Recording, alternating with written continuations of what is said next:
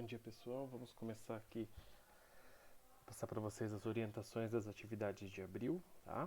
Eu dividi, durante todo esse tempo que a gente está afastado, eu dividi as atividades em 4 blocos. Então, as 2 primeiras eu já enviei para vocês, referente, vamos dizer assim, a março, ao primeiro período, antes da Páscoa, e agora mais 2 depois da Páscoa, tá? Mas também, como eu já havia consultado vocês acharam melhor a gente trabalhar desse jeito, eu vou já, juntamente com as atividades, eu vou indicar também, vou explicar mais ou menos o que é para fazer, né, tentar ler um pouco do texto com vocês e explicar as perguntas, tá bom? Bom, a primeira atividade, ela é referente à semana passada, do dia 6 ao dia 7, tá? O que é 6 e 7? 6 e 7 são de abril, são os dias das nossas aulas. Então, nossas aulas são segunda e terça, as atividades são referentes à segunda e terça, tá bom? Então, da semana passada, o que é? Vai ser a página 78 e 79, o texto A História da Vacina. Então, nós vamos ter que ler esse texto, depois responder as questões de 1 a 4. Depois, ler o conteúdo cobertura de vacinação, das páginas 94 e 95, e responder as questões de 1 a 3 da seção Reflita e Responda. Todas essas questões são 7 questões juntas, valem 2 pontos, tá? E elas devem ser enviadas ou por e-mail ou na sala virtual. Caso alguém tenha dificuldade de enviar numa dessas situações, entre em contato comigo no privado, que aí a gente pode ver uma outra forma, tá bom? Bom, a atividade sobre a história da vacina é um texto. Então aqui eu estou gravando essa aula, eu vou colocar o link depois do vídeo dessa aula, dessa explicação no YouTube, e vou mandar a apresentação que eu fiz sobre essa atividade, tá bom? Ele vai falar sobre a história da vacina, e ele vai contar a história da vacina a partir do vírus que causa a varíola, uma doença seríssima, seríssima, seríssima, que assolou as pessoas durante muito tempo. E aí vai contar um pouco da origem da palavra varíola, do Edward Jenner, que foi um médico e naturalista britânico que ajudou a compor essa vacina para varíola. Tá? E aí no final vem 4 questões sobre o texto. Então, por que se pode considerar que as pesquisas de Edward Jenner são importantes para a medicina atual? A segunda, uma epidemia caracteriza-se por um aumento do número de casos de uma doença em um pequeno intervalo de tempo, podendo atingir áreas cada vez maiores. Assim, qual é a importância das vacinas no momento de uma epidemia? Essa segunda questão é muito interessante, porque nós estamos vivendo um período de pandemia, que é maior do que uma epidemia. Uma pandemia é uma epidemia mundial. Ela saiu de um determinado local e virou uma coisa generalizada. Então vamos imaginar, hoje a gente não tem vacina para o coronavírus, mas qual seria a importância de uma vacina para o coronavírus hoje? Ela não existe, está sendo desenvolvida. E a pergunta fala da importância das vacinas em uma epidemia. Bom? A terceira, as campanhas de vacinação devem ser realizadas somente quando surgem as epidemias? Por quê? Vamos buscar o exemplo recente da campanha de vacinação contra a gripe, que foi adiantada pelo Ministério da Saúde. Será que a gente precisa ter um surto, uma epidemia, para poder disponibilizar uma campanha de vacinação? O que vocês acham? É isso que a gente vai responder nessa terceira questão, tá bom?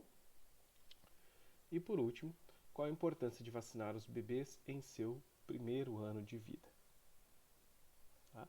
Vamos lembrar que o bebê, quando ele nasce, ele está com um sistema imunológico em formação, é o sistema de defesa. Lembra na atividade passada que eu pedi para vocês lerem e anotar o que é anticorpo, o que é antígeno, vacina, soro? Então agora a gente está meio que colocando isso em prática, tá bom? Imunização passiva, imunização ativa. O bebê, quando ele nasce, ele praticamente não tem defesa. O que é a defesa dele? São os anticorpos que ele adquire da mãe durante a amamentação. Mas tem doenças que a mãe não foi vacinada ou não foi exposta. Então, por que é importante vacinar eles durante o primeiro ano de vida? Tá bom? Bem simples as questões. Gente, é só as respostas, vocês não precisam copiar as questões. Quem gosta de copiar, pode copiar, não tem problema nenhum. Tá? mas o que eu vou cobrar de vocês são só as respostas das perguntas. E aí é só tirar a foto e me enviar, ou quem quiser fazer já no telefone ou tiver computador, pode fazer digitado e me enviar também, das duas formas. Independente se vai fazer digitado ou à mão, eu quero a atividade no caderno. Então você pode fazer digitado e depois imprimir e colar no caderno, ou você pode fazer tudo no caderno e depois digitar e mandar pro professor, ou enfim, digitar primeiro, depois copiar no caderno, pouco importa, tá bom? Porque no caderno, quando a gente voltar, quando tudo voltar ao normal, aí eu vou começar a avaliar os cadernos de vocês. Eu quero ver o histórico durante todo esse primeiro bimestre. Ele vai ser importante para a gente compor o nosso histórico anual, tá bom? A segunda parte dessa primeira atividade diz respeito ao texto chamado Cobertura de Vacinação. Então veja bem, qual que é o tema da atividade agora? Vacina. Nós estamos falando de vacina, vacinação, a importância da vacina. E esse é um texto que está num outro capítulo muito interessante, que ele vai falar de indicadores. Indicador é um número. Indicadores de defesa, de saúde. E um indicador importante são a cobertura de vacina, chamada cobertura vacinal. Ou seja, a quantidade de crianças, ou de adultos, ou de idosos, depende muito do público, que estão sendo vacinadas uma determinada tipo de vacina num determinado período do ano. Então nós estamos agora na campanha de vacinação da gripe.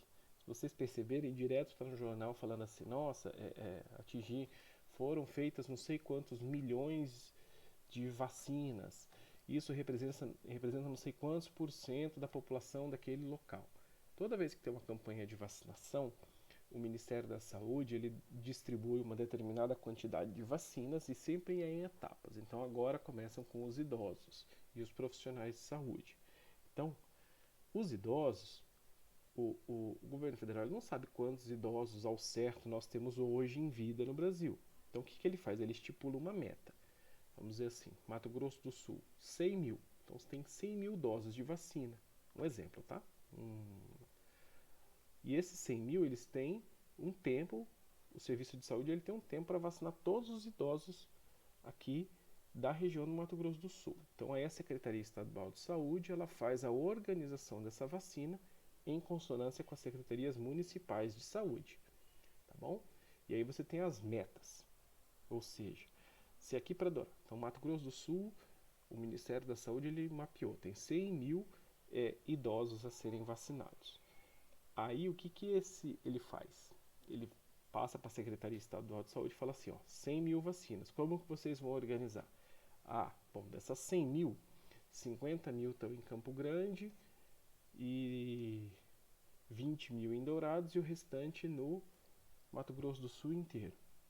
Então, o que vem para Dourados? 20 mil vacinas. E essas 20 mil vacinas, a Prefeitura, a Secretaria Municipal de Saúde, vai distribuir entre os postos de saúde as estratégias. Então, depois daquele tempo, eles têm, 15 dias, 20 dias, um mês, para poder vacinar todas as pessoas que estão dentro daquele grupo. 20 mil vacinas, normalmente esse número ele é estimado para mais, nunca para menos. Então é importante sobrar vacina, não faltar. Quando falta, comunique o Serviço Estadual de Saúde. Se o Serviço Estadual de Saúde não tem dentro do estado para poder fazer o deslocamento, pede para o governo federal. Normalmente as vacinas, a quantidade de vacina que vem é até maior do que a demanda. Tá? E aí então faz a cobertura de vacina. Então se a gente atinge a meta, bem, o que é a meta? 100%. Todos os idosos, vamos falar agora da gripe, todos os idosos têm que ser vacinados. Se a gente vacinar 100% dos idosos, perfeito, atingimos a meta. Se a gente atingir, metade, 50%, não atingimos a meta. Significa que a gente pode ter um problema, tá bom? Isso que diz a respeito da cobertura de vacinação. E esse texto, ele tem ali explicando o que é, né? Ele foca muito na questão da infância, das crianças, e tem ali, cobertura vacinal, e ele trata 5 vacinas importantes que as crianças têm que tomar. Geralmente de 0 a 5 anos. Que é a BCG, a hepatite, poliomielite, a febre amarela e a tríplice viral, que pega sarampo,